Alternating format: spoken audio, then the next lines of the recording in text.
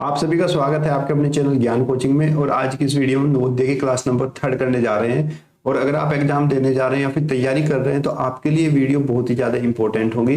तो आइए शुरू करते हैं। पहला क्वेश्चन है आपका, बिना भाग की क्रिया के यह ज्ञात कीजिए कि संख्या 1 2 3 4 5 6 7 8 9 संख्या 11 से पूर्णतः विभाजित होगी या नहीं होगी।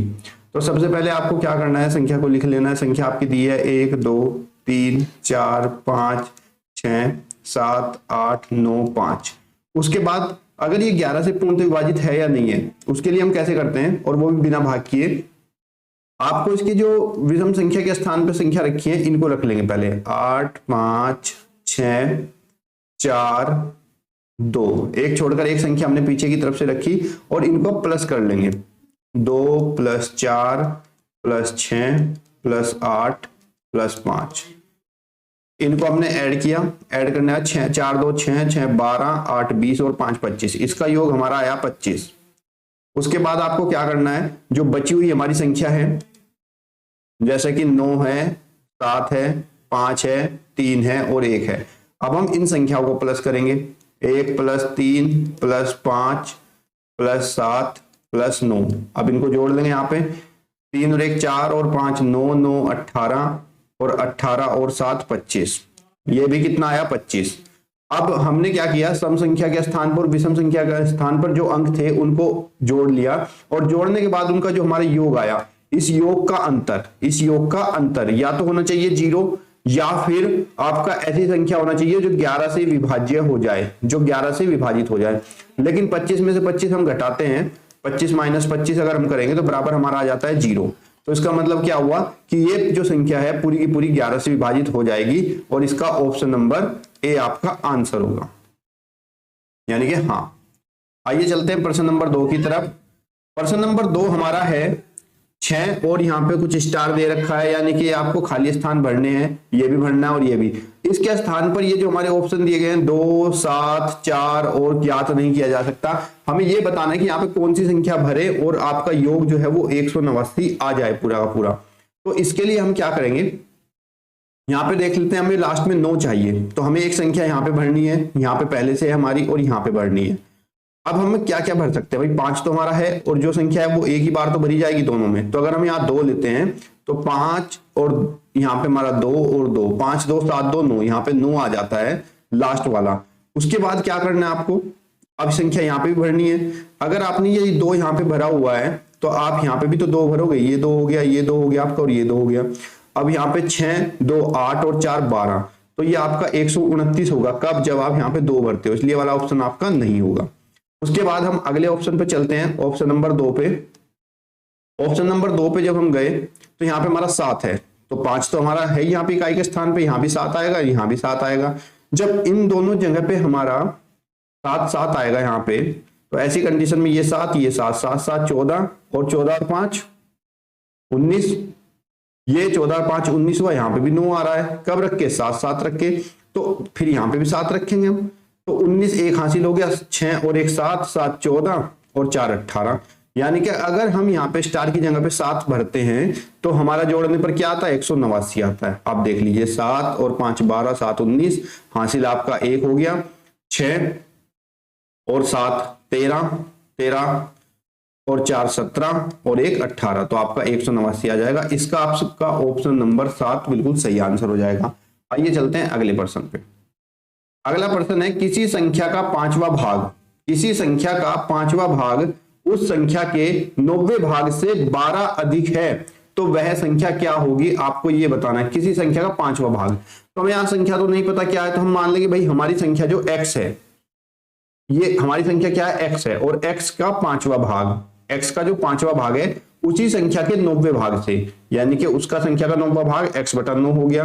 ये जो x/5वां भाग है संख्या के, x/90 भाग से कितना अधिक है, 12। इसका मतलब ये हुआ इसके 5वें भाग में से अगर आप 90 भाग को घटा देते हो तो आपका आंसर आना चाहिए 12। यहां से हम 9 और 5 का एलसीएम ले लेंगे, 9 5 का एलसीएम हमारा 45 हो जाएगा, और ये हमारा हो जाएगा यहां से 5 9 45, 9x - 5x बराबर 12।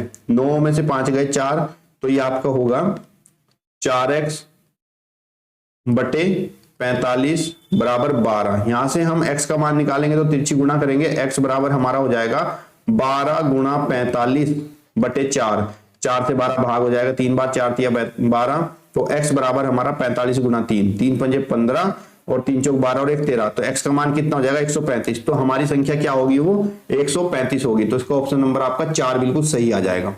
आगे देखते हैं, अगला प्रश्न है आपका, प्रश्न है अगला, मोहन लाल ने अपनी पूंजी का 1/4 भाग अपने लड़के को और 1/3 भाग अपनी पत्नी को तथा 1/8 भाग अपनी पुत्री को दे दिया। अब उसके पास उसकी पूंजी का कौन सा भाग शेष रह गया, हमें यह बताना है। तो हम मान लेते हैं उसका जो कुल भाग था वो 1 था। मोहन लाल के पास अपनी पूंजी का कुल भाग 1 था, उसने अपनी पूंजी का 1/4 भाग अपने लड़के को दिया, तो उसमें से 1/4 माइनस कर देंगे। उसके बाद उसने 1/3 भाग अपनी पत्नी को दिया, तो 1/3 भी इसमें से माइनस कर देंगे। उसके बाद 1/8 भाग उसने अपनी पुत्री को दे दिया, तो उसमें से 1/8 भी माइनस कर देंगे।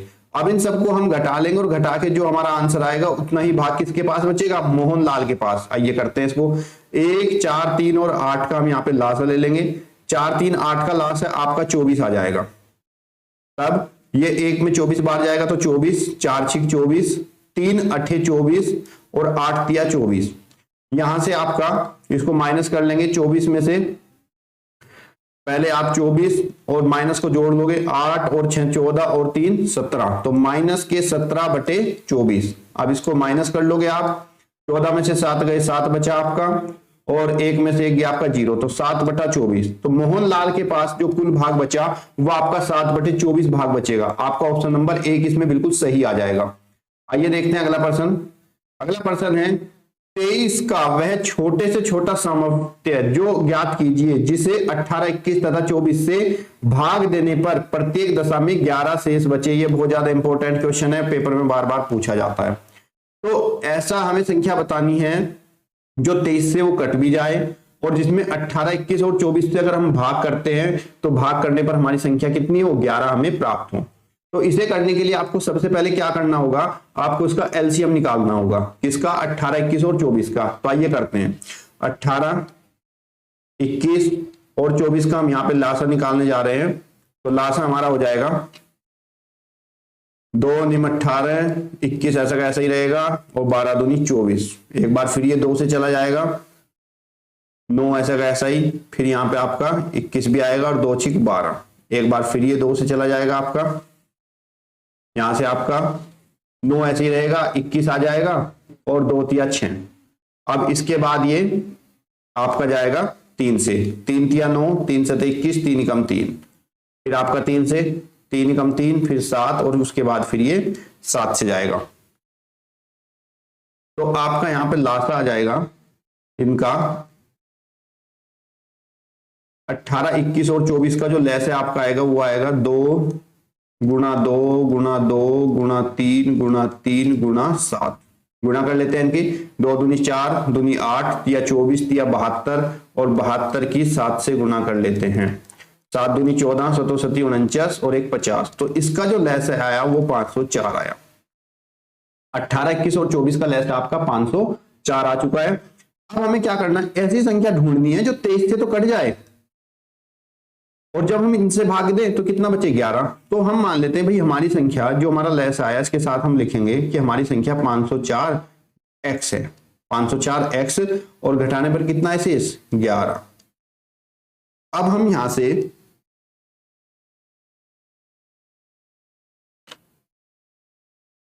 अब हमें यहां से क्या करना है कि x का कोई भी मान रख के देख सकते हैं। x बराबर हम यहाँ पे 1 रख से देख सकते हैं, 2 3 4 और हम ये रख के चेक करेंगे कि इनमें से कौन सी संख्या सबसे पहले आ रही है। ये 504 है और सबसे छोटी संख्या अगर हम बात करें तो यहाँ पे 3013 है। सबसे छोटी संख्या आपकी 3013 से शुरू हुई है और 504 में 3000 लगभग आता है आपका 6 के आसपास, 5 6 30, 500 की 6 से गुणा करेंगे तो 3000। तो हम यहाँ x के प्लेस पर 6 रख के देखते हैं।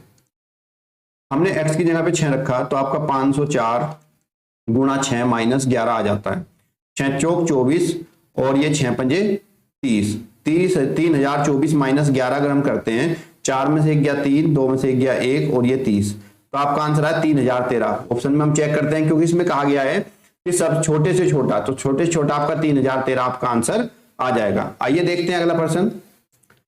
अगला प्रश्न है आपका 2 की घात 3 गुणा 3 गुणा 5 की घात 2 गुणा 7, कोमा फिर दूसरा आपका 2 की घात 4 गुणा 3 की घात 2 गुणा 5 गुणा 7 की घात 2 गुणा 11 तथा 2 गुणा 3 की घात 13 गुणा 5 की घात 4 का लासा ज्ञात कीजिए। ये जो हमें संख्या दी गई है इनका आपको लसा ज्ञात करना है। तो जब भी आपको लासा ज्ञात करना हो घातांक वाले इसमें तो कैसे करते हैं, हमें ये देखना कि सबसे बड़ी घातें क्या हैं। अगर हम 2 की बात करें तो 2 की सबसे बड़ी घात यहाँ पे तो 3 दी हुई है, यहाँ पे 4 दी हुई है 2 की घात और इसमें 2 दी है। तो यहाँ पे सबसे बड़ी घात 2 की घात कितनी है 4 है। तो बड़ी घाते वाले को हम निकाल के अलग रखते हैं। ये 2 की घात 4 हो गया। उसके बाद 3 को चेक करते हैं। 3 में सबसे बड़ी घात कहाँ पे है, ये आपका 1 घात है, यहाँ पे 2 घात है और यहाँ पे 3 घात है। तो हम इसमें से निकाल लेते हैं 3 की घात 3। उसके बाद 5 को चेक करते हैं। यहाँ पे 5 की घात 2 है, यहाँ पे घात 1 है आपकी और यहाँ पे घात आपकी 4 है। तो सबसे बड़ी घात हो गई 5 की घात 4। उसके बाद फिर हम चेक करते हैं 7 यहाँ पे है, 7 की घात 2 यहाँ पे है और कहीं नहीं है। तो 7 की घात 2 निकाल लेंगे और उसके बाद फिर हम चेक करते हैं क्या बचा हमारा 11। तो बाकी जो बचा उसको भी लिखेंगे। जब भी हमें घातांक में से लासा निकालना होता है तो आपको सिर्फ क्या करना है, आपको सबसे बड़े वाली घातों को चुन के रखना है और बाकी जो संख्याएं बची उन सबको भी रख लेना है और उसी से आपका आंसर आ जाएगा। अब हमारा जो आंसर आ गया है, ये लासा जो हमारा आ गया है वो आ गया 2 की घात 4, 3 की घात 3, 5 की घात 4, 7 की घात 2 और गुणा 11। ये हम ऑप्शन चेक कर सकते हैं हमारा कहीं पे है, ये हमारा ऑप्शन नंबर 1 है और यही हमारा लासा हो जाएगा। आइए चलते हैं अगले प्रश्न पर। अगला प्रश्न है आपका 2 संख्याओं का अनुपात 15:11 है। 2 संख्याओं का अनुपात 15:11 है। यदि उनका मासा 13 हो तो संख्याएं ज्ञात कीजिए। यदि उनका मासा कितना हो 13 हो तो हमें क्या करनी है, संख्या ज्ञात करनी है। तो दोस्तों जब भी आपको अनुपात दिया जाए संख्याओं का और साथ ही साथ उनका मासा भी दे दिया जाए और आपसे संख्याएं पूछ ली जाए तो आपको कुछ नहीं करना, बहुत साधारण सी बात है उनको ज्ञात करने के लिए कि जो अनुपात दिया है उसकी उसी मासा से गुणा कर दो। तो पहली संख्या हमारी हो जाएगी 15 गुणा 13, गुणा कर देंगे यहाँ पे 13, 3 पंजे 15, 3 एकम 3 और 1 4, 1 पंजे 5 और 1 एकम 1, 5 5 4 9 1। पहली संख्या हमारी 195 हो जाएगी, लेकिन हमारे पास 2 ऑप्शन है 195 के, तो हमें दूसरी भी निकालनी पड़ेगी। दूसरी संख्या निकालने के लिए जो मासा है वो दूसरे अनुपात से गुणा कर देंगे। तो ये आपका 13 गुणा 11 हो जाएगा। यहाँ से इसकी भी गुणा हो जाएगी 1 तिया 3, 1 एकम 1, 1 तिया 3, 1 एकम 1, 3 3 एकम 3 और 1। तो 195 सॉरी आपका 3 और 1 4 हो जाएगा। यहाँ पे इसको जोड़ेंगे तो आपका 195 और 143 इन जिस संख्याओं का अनुपात दिया है वो ये संख्याएं हो जाएंगी। तो आपका आंसर आ जाएगा 195 और 143। जब भी आपको संख्याओं का अनुपात और साथ में उनका मासा दिया जाए और आपसे पूछ लिया जाए कि उसका वो संख्याएं क्या होंगी तो आपको उस मासा को उन संख्याओं से गुणा कर देना है और वो संख्याएं आपके सामने आ जाएंगी। अगला प्रश्न देखते हैं।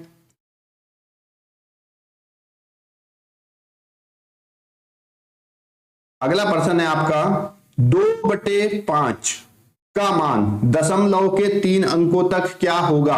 2/5 का मान दशमलव के 3 अंकों तक क्या होगा आपको ये बताना है। तो आइए करते हैं क्वेश्चन। सबसे पहले आपको क्या करना है, जो 2/5 है इसको हम दशमलव में बदल लेंगे। कैसे बदलते हैं दशमलव में, ये 2/5 है, दशमलव में इसको बदलेंगे तो यानी कि 2 को भाग करना है 5 से, 5 से भाग करेंगे, पॉइंट लगाया 0 आ गया, 5 चौक 20, तो आपका आ गया यहाँ पे 20। तो ये जो 2/5 है रूट 2/5 ये अब आपका 0.4 के बराबर हो जाएगा। अब 0.4 के और 3 अंकों तक हमें बताना है कितना मान होगा। तो आपको क्या करना है, भाग विधि से इसका वर्गमूल ज्ञात करना है, भाग विधि से। और तो भाग विधि आपको मैंने सिखाई थी कैसे होती है भाग विधि। हम यहाँ पे लिखेंगे 0.4 कितने अंकों तक, 3 अंकों तक। तो यहाँ पे जोड़े बना लेंगे इसके, एक 0 लगा लगाकर 2 और एक जोड़ा हमारा ये तैयार हो गया। अब हम इसको करते हैं भाग। अब हम इसको करते हैं भाग। पहले में देखना है 40 में किसके वर्ग से चलेगा, 4 चौक 16 हो जाएगा, 5 5 25, 6 6 36, 7 7 49 याद है तो 6 बार चलेगा। तो ये आपका 0.6, 6 6 36। अब इसको माइनस करेंगे, 40 में से 36 आपका 4 जाएगा और जितनी बार हमने इसको पढ़ा 6 का बार 6 बार पढ़ा 6 6 36, तो इसमें 6 जोड़ना भी है, 6 6 हमारा 12 हो जाएगा, इधर से 4 और 2 0 ऊपर से नीचे आ जाएंगे। तो पहला हमारा 0.6 आ गया। उसके बाद हम इसमें 400 के लिए पहाड़ा पढ़ेंगे। कैसे, अगर यहाँ पे 1 रखेंगे तो 121 का पहाड़ा एक ही बार पढ़ना है, 2 रखेंगे तो 2 बार, 3 रखेंगे तो 3 बार। तो मैं यहाँ पे 3 रख के देखता हूँ, ये आपका 123 होगा। अगर मैं यहाँ पे 3 रखूंगा इस जगह पे तो 123 की 3 से गुणा करेंगे, 3 तिया 9, 3 दूनी 6 और 3 कम 359 आ जाएगा। और अगर मैं 4 बार करूंगा तो वैल्यू ज्यादा हो जाएगी, तो 123 की 3 बार गुना कर लेंगे हम, तो ये आपका आ जाएगा 359। अगर आप यहाँ पे ऑप्शन में चेक कर रहे हो तो आपका पहला ऑप्शन मैच करता जा रहा है इससे, क्योंकि दूसरे में आपका 0.33 था, तीसरे में 0.452 था और इनमें से कोई नहीं, बट यहाँ पे हमारा 0.63 हमारा मैच हो चुका है। तो इसके लिए हम ऑप्शन से भी देखकर आंसर दे सकते हैं पेपर में, और हमारा इसका ऑप्शन नंबर 1 हो जाएगा। और अगर ज्यादा सोल्व करना चाहे तो कर सकते हैं, बट आपको पेपर में ऑप्शन लगाना है तो इससे काम आपका चल जाएगा। आगे चलते हैं। अगला प्रश्न है आपका कि यदि √24 का मान 4.899 है तो 8/3 का मान क्या होगा, आपको ये बताना है। यदि आपका √24 का मान ये है तो √8/3 का मान क्या होगा, आपको इसमें ये बताना है। तो ये प्रश्न हम कर सकते हैं बहुत ही आसानी से।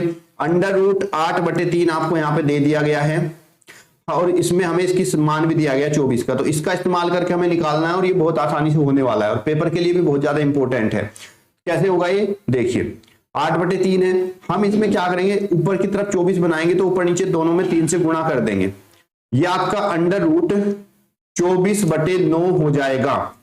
अब √24 का मान हमें दे दिया गया है 4.899 और आपको पता है 9 जो है 9 का वर्गमूल होता है आपका 3, तो 4.899/3 आपका आ जाएगा। अब इस 3 से हम इसको काट देंगे, 3 × 3 दशमलव, आपका 1 बचा 3 × 18, 3 तिया 9, 3 तिया 9, तो आपका आंसर यहां पे। अगला प्रश्न है हमारा, यदि √6 बराबर 2.449 है तो 3√2/2√3 का मान ज्ञात कीजिए। तो आइए करते हैं क्वेश्चन। इसको करने के लिए हमें क्या करना होगा, यहाँ पे √3√2/2√3, इसमें हम ऊपर नीचे √3 से गुणा करेंगे। √3 से गुणा करने पर हमारा ये हो जाएगा 3, 3 दूनी 6, 3√6/2 और √3 की √3 से गुणा करेंगे तो रूट हट जाएगा, गुणा 3, तो हमारा क्या हो जाएगा, 3 से 3 कट जाएगा, ये हो जाएगा हमारा √6/2। √6 का मान हमें दिया गया है यहाँ पे, √6 का मान है 2.449 और डिवाइड बाय 2, 2 से इसको काट देंगे, 2 × 2, 2 दूनी 4, 2 दूनी 4, 2 चौक 8 और 2 पंजे 10, तो आंसर आ जाएगा 1.2245। ये आपका ऑप्शन नंबर 2 सही है। अगला प्रश्न देखते हैं। अगला प्रश्न है हमारा, दो संख्याओं का गुणनफल 18.75 है, यदि एक संख्या दूसरी की 3 गुना हो तो बड़ी संख्या ज्ञात कीजिए क्या है। यदि एक संख्या दूसरी की 3 गुनी हो, तो हमने माना बड़ी संख्या बराबर हमारा 3x है। बड़ी संख्या हमारा 3x है तो छोटी संख्या हमारी हो जाएगी x, क्योंकि बड़ी संख्या जो है छोटी की 3 गुनी है। तो यहाँ पे हमने क्या किया, बड़ी संख्या को 3x मान लिया, छोटी हमारी x हो जाएगी। तब दोनों का गुणनफल बराबर क्या आएगा, 18.75, तो 3x गुणा x बराबर 18.75। यहाँ से 3x के x में गुणा करेंगे, ये आपका 3x की घात 2 हो जाएगा बराबर 18.75। अब x² बराबर 18.75/3, 3 से इसको भाग देंगे, 3 × 18, 3 दूनी 6 और 3 पंजे 15, आपका 6.25 आएगा। तो x बराबर जब स्क्वायर हटाएंगे तो इधर अंडर रूट आ जाएगा 6.25, जो कि आपका 2.5 का वर्ग होता है। तो आपकी छोटी संख्या 2.5 है और इसमें पूछिए बड़ी संख्या क्या होगी, और बड़ी संख्या हमने 3x मानी थी, तब हमारी बड़ी संख्या हो जाएगी 2.5 × 3 बराबर 7.5, तो आंसर हमारा 4 आ जाएगा। आइए देखते हैं अगला प्रश्न। अगला प्रश्न है आपका 25 की घात 1/2 गुणा 64 की घात 1/2 गुणा 36 की घात 1/2 बटे 9 की घात 1/2 बराबर, और सॉरी गुणा 4 की घात 1/2 आपका क्या होगा। तो यहाँ 25 की घात 1/2 है, तो इसका मतलब हुआ 5 की घात 2, 5 × 5 = 25 और उसकी घात 1/2 गुणा 64 को हमारा 8 की घात 2 और इसकी घात भी 1/2 हो जाएगी, गुणा 36 की घात 6 की घात 2 और 1/2। ऐसे ही आपका बटे में 9, 3 की घात 2 और उसकी घात 1/2 हो जाएगा, और यहाँ 2 की घात 1/2। अब यहां से ये कैंसिल हो जाएगी, घात से घात, ये भी घात से घात, ये भी कट जाएगी, ऐसे ये और ऐसे ही ये, तो हमारा बचेगा ये 5 गुणा 8 गुणा 6 बटे 3 गुणा 2। 3 से हमारा 6 कटेगा, 3 दूनी 6 और 2 से 2 तो 5 अठे 40। तो इसका उत्तर आ जाएगा आपका 40। ऑप्शन नंबर सेकंड आपका सही हो जाएगा। अगला प्रश्न देखते हैं। अगला प्रश्न है यदि x बटे वाई बराबर 3, x बटे वाई बराबर आपका 3 है तो a बटे b का मान ज्ञात कीजिए। हमें x बटे वाई का मान दे रखा है और a बटे b का मान हमसे इसमें पूछा गया है। तो आइए करते हैं सवाल। ये यहाँ पे हमारा सबसे पहले हम इसकी तिरछी गुणा कर लेंगे बटे में 1 लगाकर। तो आपका a माइनस एक्स बराबर 3b माइनस 3y हो जाएगा। यहां से हमारा दिया हुआ है x बराबर x बटे y बराबर 3, तो उसका मतलब हो जाएगा x बराबर 3y। x का मान कितना है 3y। तब हम यहाँ पे a और ये जो x है इस x के स्थान पर ये 3y रख देंगे। माइनस 3y बराबर 3b माइनस 3y। यहां से a बराबर 3b माइनस 3y और ये जो 3y हमारा प्लस है ये भी इधर आके माइनस, ये माइनस है 3y इधर आके प्लस 3y हो जाएगा। 3y से 3y कट जाएगा। a बराबर 3b या फिर b को उसके बटे में ले आएंगे तब a बटे b बराबर 3। तो हमारा a बटे b का मान जो है 3 आ जाएगा, जो कि ऑप्शन नंबर 4 हमारा सही है। स्थान पर एक सप्ताह में सोमवार, मंगलवार, बुधवार तथा बृहस्पतिवार के तापमान का औसत 35.6 डिग्री था तथा बृहस्पतिवार, शुक्रवार, शनिवार तथा रविवार के तापमान का औसत 40 डिग्री सेल्सियस था। यदि पूरे सप्ताह का औसत ताप का मान 38 डिग्री सेल्सियस रहा हो तो बृहस्पतिवार के तापमान का मान ज्ञात कीजिए। तो यहाँ पे पहले हमें सोमवार, मंगलवार, बुधवार तथा बृहस्पतिवार का दिया हुआ है।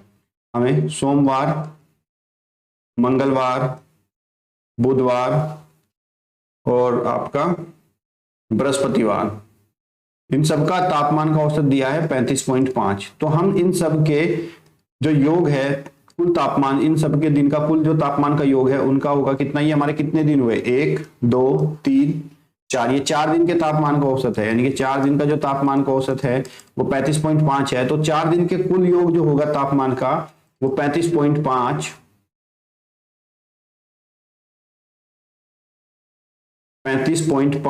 गुणा 4 से गुणा कर देंगे इसके, तो कुल योग हमारा हो जाएगा 4 दिन का। 4 पंजे 20, 4 पंजे 20, 2 22, 4 तिया 12, 13 14, 142 डिग्री सेल्सियस। ये हमारा कुल 4 दिन का है पहले। उसके बाद अगले 4 दिन का और दिया है इसने। बृहस्पति, शुक्र, शनि तथा रवि का जो तापमान है वो 40 डिग्री है। तो अगले 4 दिन का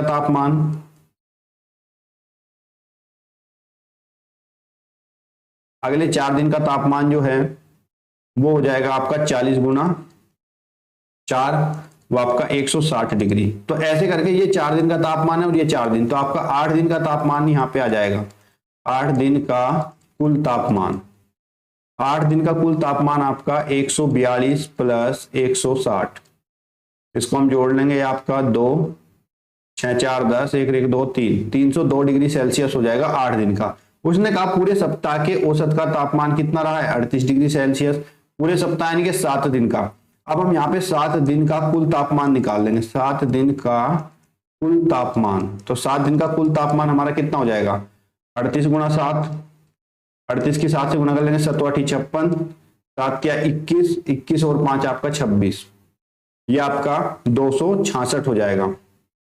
266 डिग्री सेल्सियस ये आपका 7 दिन का तापमान हो गया। और ये आपका 8 दिन का। इस 8 दिन में क्या था कि जो आपका बृहस्पतिवार वाला दिन था वो दोनों में 2 बार आया है। इसका मतलब क्या हुआ कि 8 दिन के तापमान में से अगर हम 7 दिन का तापमान माइनस कर देते हैं तो आपको बृहस्पतिवार का तापमान यहाँ पर बचेगा। तब हमारा बृहस्पतिवार का तापमान हो जाएगा 302। 8 दिन के तापमान में से 7 दिन का तापमान आपको माइनस कर देना है। 12 में से 6 गए 6 और आपका 9 में से 6 गए 3, 36 डिग्री सेल्सियस। तो बृहस्पतिवार का जो तापमान था वो हमारा 36 डिग्री सेल्सियस था। अगला प्रश्न है हमारा 4 क्रमागत सम संख्याओं का औसत 27 है, इनमें सबसे बड़ी संख्या क्या होगी। 4 क्रमागत सम संख्या है तो हम मान लेते हैं कि भाई पहली संख्या हमारी x है, दूसरी संख्या हमारी x प्लस 2, तीसरी संख्या x प्लस 4 और चौथी संख्या x प्लस 6। ये हमारी 4 संख्या हो गई। और चारों संख्या का जो औसत है वो कितना है 27 है। तो चारों संख्या का योग बटे कुल संख्या बराबर क्या हो जाता है औसत। तो हम इसको जोड़ लेंगे। आपका ये 4x और 6 4 10 2 12, 4x प्लस 12 बराबर 27 की 4 से गुणा कर देंगे, 4 सते 28, 4 दूनी 8 2 10, 108। तो 4x बराबर 108 माइनस 12, 4x बराबर आपका 96 और x बराबर 96/4, 4 दूनी 8 4 चौक 16। तो x का मान हमारा 24 आया। पूछा गया था सबसे बड़ी संख्या क्या है, तो सबसे बड़ी संख्या क्या थी हमारी x प्लस 6 थी। तब हमारा सबसे बड़ा जो संख्या हो जाएगी वो x यानी कि 24 प्लस 6 बराबर 30 हो जाएगी। तो सबसे बड़ी संख्या हमारी क्या है, 30 है यहाँ पे। अगला प्रश्न है, 8 व्यक्तियों की एक समिति में 35 वर्ष तथा 45 वर्ष के 2 सदस्यों के स्थान पर 2 स्त्रियों को लाए जाने के लिए से समिति के सदस्यों की औसत आयु में 2 वर्ष की वृद्धि हो जाती है। तो इन दोनों स्त्रियों की औसत आयु क्या होगी। तो यहाँ पर 2 सदस्यों की औसत आयु जो है आने से 2 वर्ष जो है औसत आयु बढ़ जा रही है, और कुल जो है 8 व्यक्ति हैं। तो हमारी जो कुल आयु बढ़ेगी वो कितनी बढ़ेगी, 8 गुणा 2, 16 वर्ष यहाँ पे कुल आयु जो है बढ़ जाएगी। जो पहले है उससे 16 वर्ष ज्यादा हो जाएगी। तो हमारी जो पहले आयु वाले आदमी थे वो 35 और 45 वर्ष के थे। तो अब जो है 2 व्यक्तियों की आयु कितनी हो गई, 35 और 45 और प्लस 16 और जो उसमें बढ़ा। तो आपका 5 5 10 और 6 16, 4 3 7 और 1 8 और 1 9, 96। तो कुल जो आयु है, जो 2 नए व्यक्ति आए हैं उनकी कुल आयु है 96 वर्ष, और दोनों का औसत पूछा गया है। तो दोनों की आयु है 96 वर्ष और व्यक्ति में कितने हैं, 2। तो 2 से इसको काट देंगे, 2 चौका 8 और 2 8 16। तो उनकी आयु का कुल जो औसत होगा वो 48 वर्ष हो जाएगा। अगला प्रश्न है आपका, 3 संख्याओं का औसत 27 है। 3 संख्याओं का औसत 27 है, दूसरी और पहली संख्या का 3 गुणी है और तीसरी संख्या पहली की 5 गुणी हो, तो पहली संख्या क्या होगी, हमें यह बताना है। देखो 3 संख्याओं का औसत है 27, दूसरी संख्या पहली संख्या की 3 गुणी और तीसरी संख्या पहली संख्या की 5 गुणी हो। तो पहली संख्या आप x मान लो, पहली संख्या हमने x मान ली, दूसरी संख्या पहली संख्या की 3 गुणी है तो दूसरी संख्या हमारी 3x हो जाएगी, और तीसरी संख्या पहली संख्या की 5 गुणी है तो ये आपकी 5x हो जाएगी। इस तरीके से तीनों का औसत, तीनों का योग कर देंगे हम और बटे में 3, और कुल मिला के कितना है औसत 27, क्योंकि कुल संख्याओं का योगफल बटे कुल संख्या जो होता है वो औसत के बराबर होता है। इनको जोड़ देंगे, 5 3 8 9, आपका 9x बटे 3 बराबर 27 हो जाएगा। 3 तिया 9, तो आपका 3x बराबर 27 और x बराबर 27 बटे 3, 3 निम 27, x का मान आपका 9 हो जाएगा। कहा था तो पहली संख्या क्या है, और पहली संख्या हमने यहाँ पे x मानी थी, तब हमारी पहली संख्या क्या आ जाएगी 9, तो आपका ऑप्शन नंबर पहला सही हो जाएगा। अगला प्रश्न है हमारा, 3 वर्ष पूर्व ए तथा बी की औसत आयु 18 वर्ष थी। 3 साल पहले ए बी की औसत आयु 18 वर्ष थी। अब सी के साथ मिलने से इसकी औसत आयु 22 वर्ष हो जाती है। तो सी की वर्तमान आयु क्या है। तो ए बी की औसत आयु है, ए बी की औसत आयु 18 है, तब ए और बी की कुल आयु, ए बी की कुल आयु और वो क्या 3 वर्ष पूर्व की कुल आयु हो जाएगी 18 गुणा 2। औसत में गुणा कर देते हैं जितने का भी वो औसत होता है। तो यहाँ पे 2 का औसत है ये ए और बी का, तो 18 में 2 से गुणा कर देंगे तो ए बी की जो कुल आयु है वो 36 वर्ष आ जाएगी। और ये 36 वर्ष कब आई है, 36 वर्ष आई है 3 वर्ष पूर्व की, 3 साल पहले की, 3 साल पहले की। तो अब हम इनकी वर्तमान आयु ज्ञात कर लेते हैं। ये 3 साल पहले की दोनों की आयु का सम है 36 वर्ष। अब अगर हम 3 साल बाद की बात करें तो 3 साल बाद यानी कि वर्तमान की बात करें, तब इसकी उम्र जो है ए की उम्र है वो भी 3 साल बढ़ी होगी और बी की उम्र भी 3 साल बढ़ी होगी, क्योंकि दोनों 3-3 साल की उम्र और बढ़ गई होगी। तब इनकी वर्तमान आयु का जो योगफल है, वर्तमान आयु का योगफल होगा वो इनका हो जाएगा 36 प्लस 3 इसकी आयु और 3 इसकी आयु बी की, तो 6 वर्ष और जुड़ जाएंगे। वर्तमान आयु यहाँ पर ए बी की 36 और 6 42 वर्ष हो जाएगी। ये ए बी की आयु है 42 वर्ष। अब क्या हुआ कि इनके साथ सी और मिल जाता है और सी के मिलने से इनकी औसत आयु 22 वर्ष हो जाती है। यानी कि ए और बी और सी इन तीनों की जो आयु का सम होगा वो कितना होगा 22 गुणा 3। क्योंकि जो भी हमें औसत दे रखा होता है उस औसत में गुणा कर देते हैं जितने भी लोगों का औसत है। ये औसत है 3 का, क्योंकि सी के साथ मिलने की बात कही है, यानी कि ए बी में पहले से मिले हुए हैं, तब ए बी और सी की आयु का औसत हो जाता है 66 वर्ष। अब हमें बतानी है सी की आयु क्या होगी। ए बी की आयु हमारी हो गई थी यहाँ पे 42 वर्ष, ए बी की आयु हमारी 42 वर्ष हो गई थी और ए बी सी की वैल्यू हमारी 66 वर्ष हुई है। तब हम क्या करेंगे, तीनों की आयु में से 2 की आयु को माइनस कर देंगे, यानी कि 66 है तीनों की आयु और ए बी की आयु है 42 वर्ष। माइनस करेंगे इसको, 6 में से 2 गया 4, 6 में से 4 गया 2, तो सी की आयु जो है वो 24 वर्ष हो जाएगी, जो कि आपका ऑप्शन नंबर पहला सही है। अगला प्रश्न देखते हैं। 7 वर्ष पूर्व शादी के समय पति एवं पत्नी की औसत आयु 25 वर्ष थी। अब पति पत्नी तथा एक बच्चे की औसत आयु 22 वर्ष है। बच्चे की औसत आयु क्या होगी? तो पहले 7 साल पहले दोनों की, पति और पत्नी की कुल आयु का योगफल निकाल लेते हैं। 7 वर्ष पहले, 7 वर्ष पहले दोनों की आयु का योगफल, दोनों की आयु का योगफल, 7 वर्ष पहले दोनों की आयु का योगफल जो है वो हमारा हो जाएगा 25 गुणा 2, यानी कि 50 वर्ष। 7 साल पहले जो दोनों की आयु का योगफल था वो 50 वर्ष था, पति और पत्नी का। अगर हम वर्तमान की बात करें तो वर्तमान में, अब वर्तमान यानी कि 7 साल के बाद, अब ये 7 साल पहले की आयु थी, 7 साल के बाद करेंगे तो पति की जो आयु है उसमें भी तो 7 साल बढ़ जाएगा और पत्नी की आयु है उसमें भी 7 साल बढ़ जाएगा। यानी कि अगर हम वर्तमान आयु इनकी देखें तो 7 साल पहले इनकी आयु का योग था 50, तो वर्तमान आयु इनकी हो जाएगी 50 प्लस 7 साल पति की आयु बढ़ेगी और 7 साल पत्नी की, कुल मिला के 14 वर्ष बढ़ जाएंगे, तो आपका 64 वर्ष हो जाएगा। पति और पत्नी की वर्तमान आयु जो हमारी 64 वर्ष हो गई। उसके बाद कहते हैं कि अब पति पत्नी और एक बच्चा, अब उनके यहाँ एक बच्चा भी हुआ है जिसमें पति पत्नी और बच्चे की औसत आयु का अनुपात है 22 वर्ष। तो अब हम पति की आयु प्लस पत्नी की आयु और प्लस बच्चे की आयु, पति पत्नी और बच्चे की आयु का कुल योग निकालने जा रहे हैं। पति पत्नी और बच्चे की आयु का कुल योग हो जाएगा 22 गुणा 3, क्योंकि अब ये 3 हो चुके हैं, पति है, पत्नी है और बच्चा है, तो कुल औसत में 3 से गुणा करेंगे तो इन तीनों की आयु का योगफल आ जाएगा, जो कि हमारा 66 वर्ष है।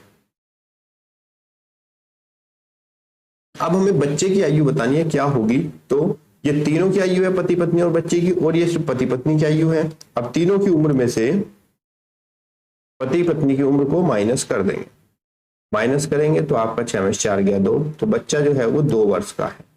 आंसर आ जाएगा ऑप्शन नंबर पहला। आइए देखते हैं अगला प्रश्न। अगला प्रश्न है 25 पारियों का औसत 50 रन है, उनमें से पहली 10 पारियों का औसत 45 है और 12वीं पारी से अंतिम पारियों का औसत 52 है, तो 11वीं पारी के रन कितने हैं? 25 पारियों का औसत रन है 50, तो 25 पारियों का योग निकाल लो। 25 पारियों का योग, 25 पारियों का योग, 25 पारी है तो 25 का जो औसत है 50, तो योग हो जाएगा 25 गुणा 50,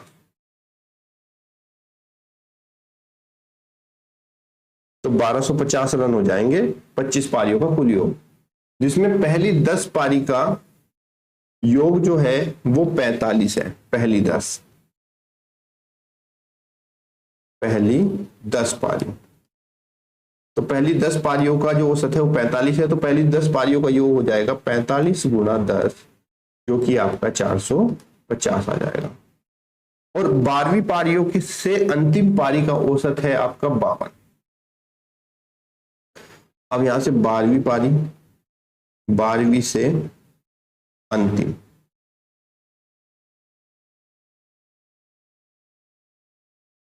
तो 12वीं से अंतिम, अंतिम तो हमारी 25 थी, तो 12वीं से लेकर 25 तक हमारी कुल कितनी हो जाएंगी? 12वीं से अंतिम यानी कि 25 तक पारियों की संख्या, पारियों की संख्या 12वीं से अंतिम यानी कि 12वीं भी इसमें लगानी है, 12वीं से और 25 तक की जो कुल संख्या, कुल हमारी पारियां होंगी वो हमारी पारी हो जाएंगी 14। उसका मतलब 14 पारियों का योग निकालना पड़ेगा हमें, 14 पारियों का योग। तो 14 पारियों का जो योग है वो हमारा हो जाएगा 14 और गुणा 52, क्योंकि 12वीं से लेकर अंतिम पारियों तक का औसत है 52। तो हम जितनी भी हमारी पारी बनी 14 और 52 उनकी गुणा कर लेंगे। ये हमारा हो जाएगा 14 दूनी 28, 14 पंजे 70 और 2 72, 728।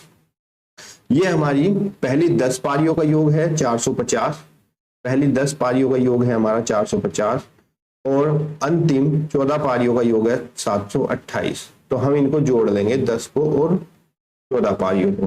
तो 10 और 14 कितने हो गए 24। तो यहाँ पे हमारा 24 पारियों का योग हो जाएगा, 24 पारियों का योग। 24 पारियों का जो योग है वो हो जाएगा आपका 728 और प्लस 450, ऐड कर लेंगे इसको 8, 5 2 7 और 7 4 11, जो कि आपका 1178 हो जाएगा। ये हमारा 24 पारियों का योग है और ये हमारा 25 पारियों का योग है। यहाँ पे क्या है, शुरू में 1 से लेकर 10 तक की पारियों का योग हमारा ये है और 12वीं पारी से अंतिम तक का ये है। तो यानी कि इसमें कहीं ना कहीं 11वीं पारी मिस है। तो हम क्या करेंगे, 24 पारियों का जो योग है और ये हमारा 25 का है, तो 25 पारियों के योग में से 24 पारियों का योग माइनस कर देंगे, यानी कि कुल 1250 में से 1178 को माइनस कर देंगे। यहाँ पे आपका 10 में से 8 गया 2 आ गया, 14 में से 7 गए 7, कितना आया 72। तो जो 12वीं पारी है उसका जो रन है वो कितने हमारे 72 रन हो जाएंगे। अगला प्रश्न है 75 संख्याओं का औसत माध्य 35 है। 75 संख्याओं का औसत माध्य 35 है। यदि प्रत्येक संख्या के मान में 5 की वृद्धि कर दी जाए तो नई संख्याओं का औसत क्या होगा। देखो यहाँ 75 संख्याओं का औसत जो है 35 है, लेकिन ये कह रहा कि अगर हर एक संख्या के मान में 5 की वृद्धि कर दी जाए तो नई संख्या का औसत क्या होगा। तो इसमें बच्चों जब हम सभी संख्याओं में बराबर वृद्धि करते हैं तो वही वृद्धि आपके माध्य में भी हो जाती है। तो हमारी जो नई संख्या का औसत का माध्य होगा वो हमारा हो जाएगा, पहला था 35 और सब में 5-5 बढ़ाए तो 5 ही हमारा औसत में भी बढ़ जाएगा, जो कि आपका 40 हो जाएगा। ऑप्शन नंबर इसका 2 आंसर है। अगला प्रश्न है हमारा, के का वेतन जे के वेतन से 20% कम है, तो जे का वेतन के वेतन से कितने प्रतिशत अधिक होगा। के का वेतन जो है जे के वेतन से 20% क्या है, कम है। तो यहाँ पे जे का वेतन लगा लेते हैं कि जे का वेतन जो है, जे का वेतन मान लेते हैं रुपये 100, जे का वेतन जो है आपका 100 रुपये है। तो के का वेतन इससे क्या है 20% कम, तो यानी कि के का वेतन जो है इसका 100 का 20% कम यानी कि 80 रुपये हो जाएगा। अब उसने कहा जे का वेतन के वेतन से कितने प्रतिशत अधिक है, जे का वेतन के वेतन से कितने प्रतिशत अधिक है। तो ये कितना अधिक है, इसमें 80 पे ये 20 अधिक है, तो 20 जो अधिक है वो ऊपर आएगा और नीचे किससे कंपेयर कर रहे हैं, जे का के और के का वेतन है 80, तो 20/80 गुणा 100। यहां से हम काट देंगे 20 चौक 80, 4 से 100 को काट देंगे, आपका आ जाएगा 25%। तो कुल जो जे का वेतन जो है के वेतन से 25% अधिक हो जाएगा। अगला प्रश्न है हमारा, एक संख्या अपने 20% से 40 अधिक है, एक संख्या अपने 20% से 40 अधिक है, तो संख्या बताइए क्या होगी। संख्या अपने 20% से 40 अधिक है, तो माना संख्या है x, ये संख्या क्या है x है। ये संख्या अपने 20% से, यानी कि जो इसका 20% है उससे कितनी है, ये 40 अधिक है। इसका मतलब क्या हुआ कि जो हमारी संख्या है और उस संख्या का 20% यानी कि 20x/100, और इन दोनों का अंतर होना चाहिए आपका कितना 40। इसे काट देंगे 20×100, तो आपका बचेगा x माइनस x/5 बराबर 40, जो कि एलसीएम लेंगे 5 × 5, 5x माइनस x/5 बराबर 40, 5 में से गया 4x, 4x/5 बराबर 40, तो x बराबर हो जाएगा 40 गुणा 5/4, 4×40 10×5 50। तो हमारी जो संख्या है वो कितनी हो जाएगी, 50 हो जाएगी। तो आपका ऑप्शन नंबर 4 हो जाएगा। अगला प्रश्न है, यदि चीनी के भाव में 20% की कमी हो जाए तो गृहिणी को अपने व्यय में कितने प्रतिशत की वृद्धि करे ताकि व्यय अपरिवर्तित रहे। तो यहाँ पे कमी कितनी हो रही है, 20% की। तो अगर हम मूल्य को मानते हैं 100, तो कमी हो गई है 100 में से 20 की।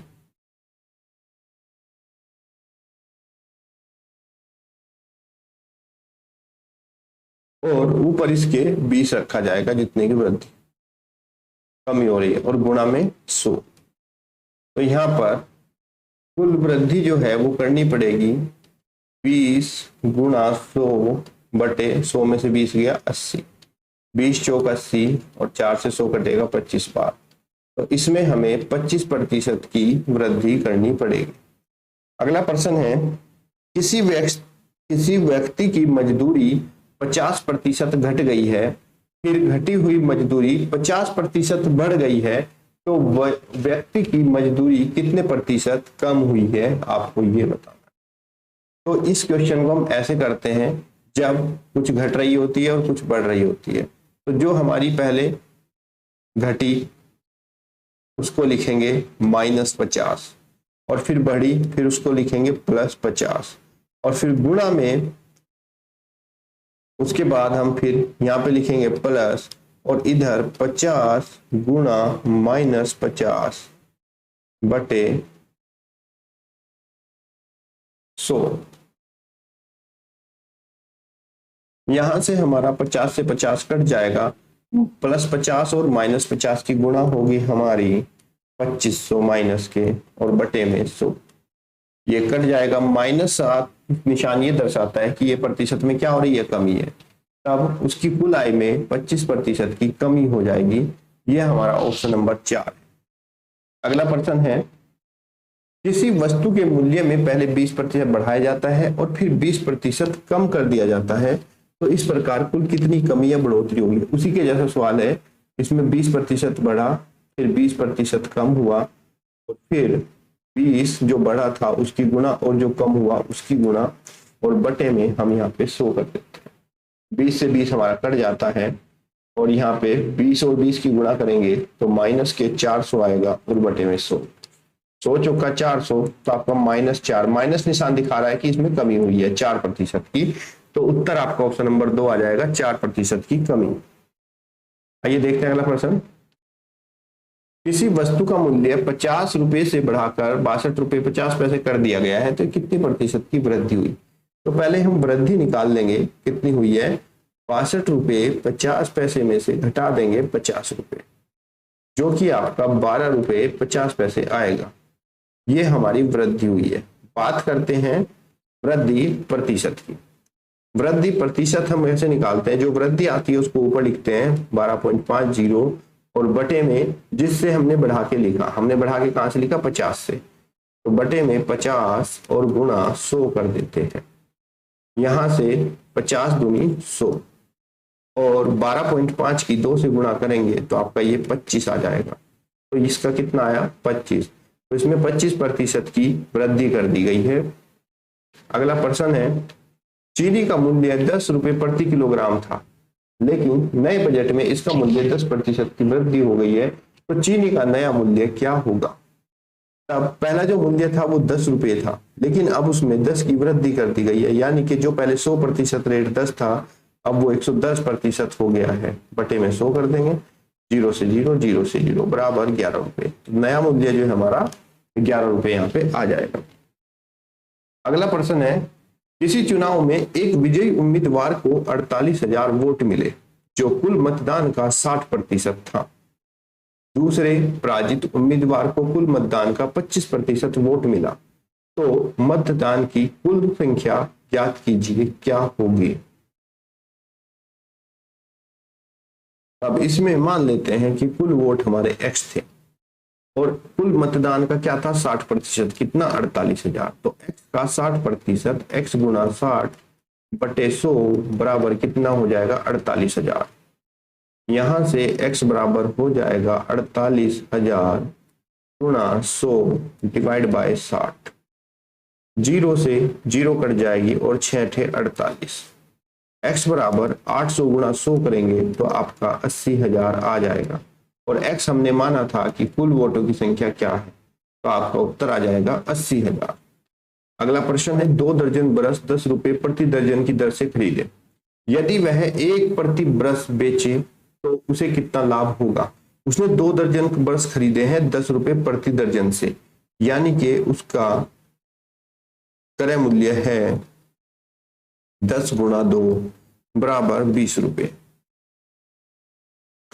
फिर उसने कहा 1 रुपए प्रति ब्रश बेचा।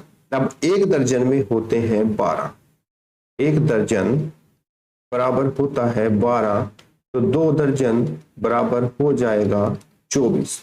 2 दर्जन में 24 ब्रश हैं और 1 रुपए का 1 ब्रश उसने बेचा है, तो हमारा विक्रय मूल्य हो जाएगा 24 गुणा 1 बराबर 24।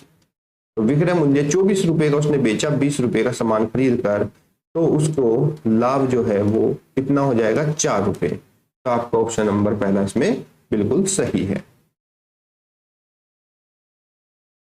तो प्रश्न के अनुसार हमें क्या क्या दिया हुआ है, रविवार का तापक्रम 76 डिग्री सेल्सियस दिया हुआ है, तो हम यहाँ पे लिखेंगे रविवार, और रविवार का तापक्रम है हमारा 76 डिग्री फ़ारेनहाइट। उसके बाद इसने कहा कि शनिवार का तापक्रम शुक्रवार के तापक्रम से 4 डिग्री अधिक है। शनिवार का तापक्रम शुक्रवार से 4 अधिक है, तो इसका मीन्स हमारा हो जाएगा शुक्रवार बराबर शुक्रवार का ताप, शनिवार जो था ना शुक्रवार से 4 अधिक था, शनिवार का तापक्रम शुक्रवार से 4 अधिक है, तो इसका मतलब शुक्रवार का क्या हो जाएगा शनिवार -4। शनिवार में से अगर हम 4 डिग्री सेल्सियस घटा देंगे तो वो शुक्रवार के बराबर हो जाएगा। ये हमें चीजें जो है गिवन है। अब रविवार, सोमवार, मंगलवार, बुधवार एवं गुरुवार का औसत 80 डिग्री फ़ारेनहाइट है। किसका, रविवार, उसके बाद सोमवार, फिर सोमवार के बाद मंगलवार है आपका, फिर बुधवार का, बुधवार के बाद गुरुवार, गुरुवार का औसत तापक्रम। इन सबका जो औसत है वो 80 है। अगर मुझे इन सबका योग निकालना हो तब मैं गिन लूंगा कितने दिन का, 1 2 3 4 5, ये 5 दिन का औसत है 80। तो अगर मैं 5 दिन का कुल तापमान निकालूंगा तो मुझे क्या करना होगा, औसत में 5 से गुणा, तो इसका कुल तापमान हो जाएगा 80 गुणा 5, यानी कि 400 डिग्री फ़ारेनहाइट। ये हमारा इन रविवार, सोमवार, मंगल, बुध और गुरुवार का क्या है, कुल तापक्रम आ गया हमारा 400 डिग्री फ़ारेनहाइट। उसके बाद मुझे दिया गया है सोमवार का,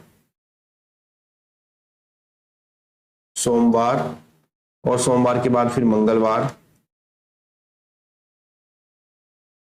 सोमवार के बाद मंगल, फिर उसके बाद बुधवार, बुधवार के बाद गुरुवार, और गुरुवार के बाद शुक्रवार, शुक्रवार के बाद शनिवार। इन सब का जो औसत था वो 81 था। तो अब हम ये देख लेते कितने दिन हो गए, 1 2 3 4 5 6, ये 6 दिन का औसत हो गया। तो 6 दिन का जो औसत है वो आपका 81 है, तो उसका कुल योग हो जाएगा 81 गुणा 6, 6 कम 6, 6 48, 486 डिग्री फ़ारेनहाइट। ये हमारा अगले 6 दिन का तापक्रम है। अब हम क्या करेंगे, यहां से इसको हम समीकरण नंबर 1 मान लेंगे।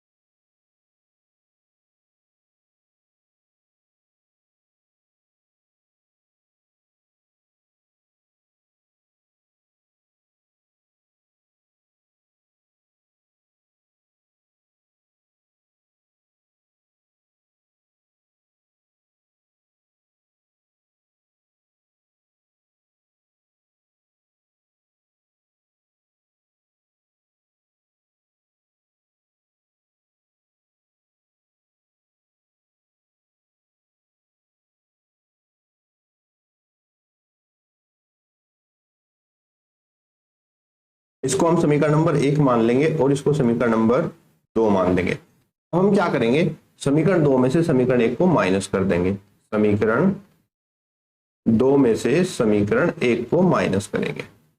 जब समीकरण 2 में से समीकरण 1 को माइनस करेंगे तो आप देखोगे यहाँ पे कि सोमवार से सोमवार आपका कैंसिल हो जाएगा, मंगलवार से मंगलवार कैंसिल हो जाएगा, बुधवार से बुधवार कैंसिल हो जाएगा, गुरुवार से गुरुवार कैंसिल हो जाएगा। आपके कौन कौन से दिन बचेंगे, समीकरण 2 में से 1 को घटा रहे हैं तो आपका बचेगा शुक्रवार, तो इस तरफ आ जाएगा शुक्रवार, शुक्रवार फिर आपका शनिवार है, शनिवार शुक्रवार है, शनिवार है और यहाँ पे एक रविवार बचा है माइनस रविवार।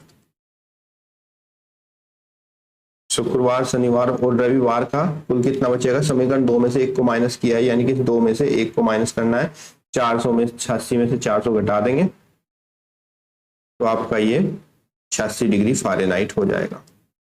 उसके बाद हम क्या करेंगे, यहाँ पे हमें निकालना किसका है, शनिवार का निकालना है। तो शनिवार का हम सब पूरे सवाल को शनिवार में बदल देंगे। शुक्रवार बराबर क्या था, शुक्रवार बराबर था मेरा शनिवार -4 कि अगर शनिवार में से 4 माइनस कर देंगे तो किसके बराबर हो जाएगा, शुक्रवार के बराबर हो जाएगा हमारा, क्योंकि शनि यहाँ पे दिया गया था कि शनिवार का जो तापक्रम है शुक्रवार के तापक्रम से 4 डिग्री अधिक है। तब हम क्या करेंगे कि शनिवार में से 4 घटा देंगे, वो शुक्रवार के बराबर हो जाएगा। तो शुक्रवार को की जगह पे मैं लिख दूंगा शनिवार -4 प्लस ये भी शनिवार है, शनिवार और माइनस रविवार, ये माइनस रविवार है और रविवार का तापक्रम हमें दिया हुआ है 76 डिग्री फ़ारेनहाइट, तो यहाँ पे हम 76 डिग्री फ़ारेनहाइट लिख लेंगे और बराबर हमारा 86 आ जाएगा। यहाँ से शनिवार और शनिवार आपका हो जाएगा 2 शनिवार